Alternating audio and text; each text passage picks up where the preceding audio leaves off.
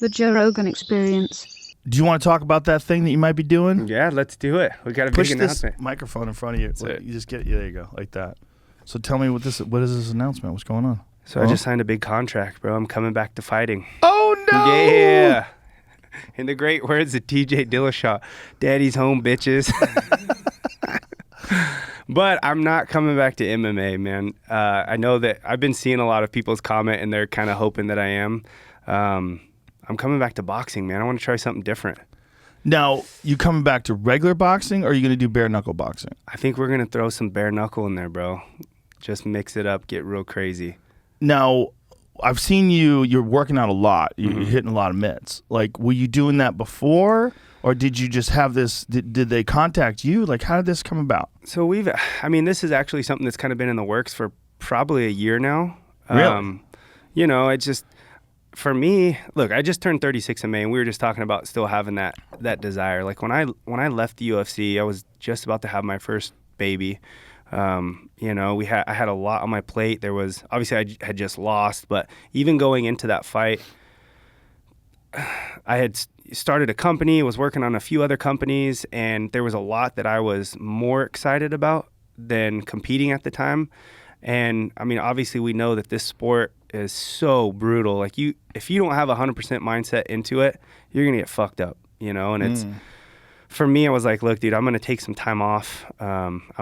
Or just end it here. I have other things going on, and we'll see kind of what happens in the future. So I decided to retire, talked it over with the wife, and that was, what the game plan was. So fast forward 2.5 years later, obviously I still have that desire.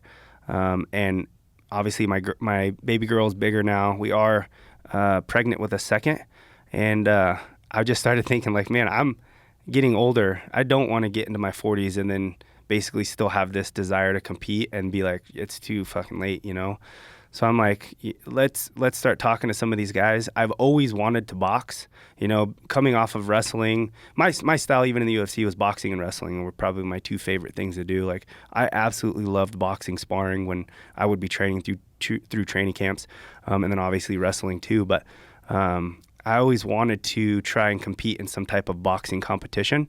And so Bare Knuckle actually reached out to Faber and was like, hey, do you think Mendes would ever be interested in this? And I'm like, I mean, I probably never thought about anything bare knuckle before, but, boxing definitely would be fun. Let me ask you this about bare knuckle. Why do they have those, like, really thick wraps that go all around the hand but just expose the knuckle? Mm-hmm. And it's not mandatory on anybody. Like, I see some guys where they just tape their hand. Right. But I think a lot of people do that for wrist support. Right. Like, obviously you punch like a bag with no support in your wrist, and a lot of the times it folds. But didn't Joe Riggs get his eye cut because of one of the, when he fought Lombard? Didn't the wrap actually scrape his eye? I heard that, yeah. And that's, I think that this is an organization that's still very brand new, and they're probably still working all these kinks out. But, I'm probably going to tape the shit out of my wrist just for the reason of support. But, yeah, I think that's something that's, it's definitely a possibility of getting cut on that stuff. Do you know when you're fighting? October 22nd. Oh, Jesus. Yeah. It's coming up. October 22nd. Do you have an opponent? No opponent yet, but it's really? Chandler, Arizona is what they're saying. What weight? 155s. Okay, so you're not going to have to cut. No, that's what I told them. I said, look, dude, we had just talked about, I don't want to cut much anymore. Obviously I'm getting older. It's harder. It's going to be hard as hell to make 45s, but if I can go 55s, I would greatly appreciate that. And they're like, no, that's actually better. You're going to have more opponents to choose from. So I think that's what we're going to do. How many rounds? They're five 2-minute rounds, which why think are they doing 2-minute rounds? I don't know why they're maybe just, I'm not sure exactly what their thought process on that, but I love that. I'm an explosive athlete, obviously.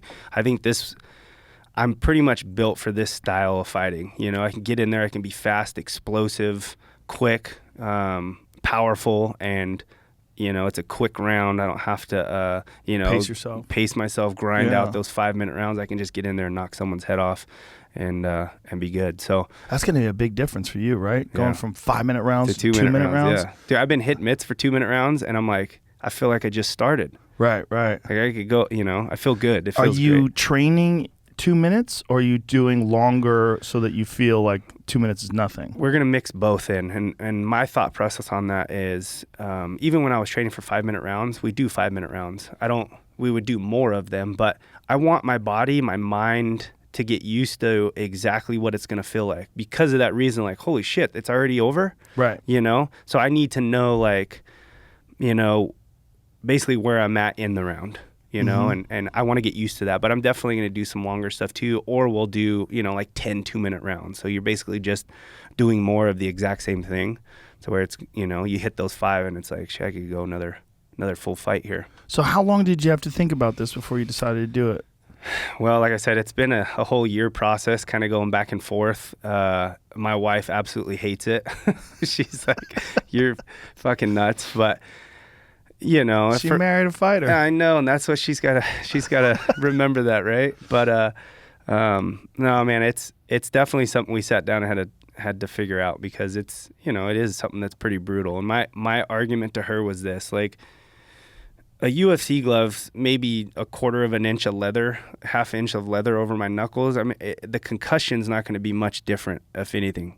I think we're obviously dealing with a sharper object hitting you, so cuts are probably going to be a lot more prevalent. But as far as the concussion of, you know, getting hit, you know, I don't think it's going to be much different. I also don't have to worry about a baseball bat head kick going whipping through and cracking me in the dome either, or someone a kicking big your knee. knees out. Yeah. So, you know, there's a lot of other things in the MMA game that I think are a lot more dangerous. But, you know, for me, it's just, it had to make sense. Obviously, the numbers they were throwing out in the beginning didn't make sense for me. I have, you know, other businesses that are doing really well right now that are something that I can do for the rest of my life and not have to ever fight. But I have that itch to get in there and compete still, and I might as well do it now while I'm still in my prime and I have that opportunity. Because like I said, when I start hitting 38, 39, you know, maybe these opportunities have come and gone and nobody even really cares to see me fight anymore. Or, you know, I just don't feel good enough to get in there and do it. So it's interesting how they're going after so many former UFC fighters. I mean, it's smart, right? These people are already famous. You know, they got Paige Van Zandt, Hector Lombard. You now, who else is over there? I know Leonard Garcia. Who else? Rochelle. She just fought Paige. Is it Ostrovich? Rachel Ostovich. Ostrovich, yeah. yes. Yeah. Did you already say her? Sorry. No, I didn't say her. I'm just trying to... So they're doing a smart thing where they're getting popular fighters or who are, you know, known for UFC fights mostly, and then just introducing the bare knuckle world to them. Yeah. And I know it's growing, right? I mean, it's people are paying attention now. They're watching a lot of fights. Yeah, I know Forbes just did a write-up saying it's the fastest growing combat sport in the world right now, you know. And well, I always thought that, like, it was weird that you could elbow somebody in the face, you could head kick somebody with a bare shin, you can knee them in the nose with no pads, but your hands are covered with a pad. I was like, but I used to say, like, why don't we just go bare knuckle? Because first of all, it'll make grappling more realistic, like submissions. You could sink in chokes and stuff much 100%. easier. But then I saw Chris Lieben versus who was it? Dakota. What's his name? Anyway, Chris Lieben's face got destroyed. It was crazy, the cuts. And I was like, oh, maybe bare knuckle's pretty fucked. It is, and I think that's, you know, you're going to have a lot of blood, which probably makes it pretty entertaining for a lot of people. But yeah, cuts are definitely going to be there. I mean, like you said, elbows though in the UFC, like you throw up against the cage, and you elbow somebody, or even off their back, and you're on top dropping elbows. I mean, those cut probably more than knuckles, I would imagine. But I think you get hit a lot more with punches than you do with elbows in a fight, and that's probably where more cuts would come in. But how many of these things are you gonna have? Man, so here's the situation. I'm still under UFC contract. Really? I still have fights on my UFC contract. So, you know, there still is a possibility that I come back and maybe I want to do 1 or 2 more UFC fights after this. We'll see. I'm going to get in there. And is the UFC giving you a green light to do this? Is that how it works? Uh-huh. Interesting. And so, which is super cool to UFC. I mean, they basically could have just said, fuck you, you're not competing Well, anywhere. they kind of said fuck you to George St. Pierre when he wanted to fight Yeah. Oscar De La Hoya. Well, that's because it's Oscar. I know, but come on, man. That's a great payday for George. I know. And in fact, some of that stuff was in the works for me. Like my name was thrown in there with Oscar. Really? Yeah. Which would have been freaking cool just to say you get in there and box a guy like Oscar. But yeah, they wanted nothing to do with any of that stuff. So, you know, yeah, for the them to let UFC me and go, Oscar do not get. It's Dana and Oscar do not get along. Yeah. What is the source of that? Do you know? I don't know, but I always see them talking shit to each other. It's so dumb. Yeah, but so dumb. Yeah. Like, you know, why? Yeah. What's happening? I don't know, but luckily the payday I was talking about getting with them is what I'm getting in bare knuckle now, and you know, obviously it would have been cooler to say that I'm boxing Oscar De La Hoya, but Catch new episodes of the Joe Rogan Experience for free only on Spotify.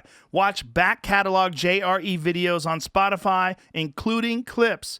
Easily, seamlessly switch between video and audio experience. On Spotify, you can listen to the JRE in the background while using other apps and can download episodes to save on data cost, all for free. Spotify is absolutely free. You don't have to have a premium account to watch new JRE episodes. You just need to search for the JRE on your Spotify app. Go to Spotify now to get this full episode of the Joe Rogan Experience.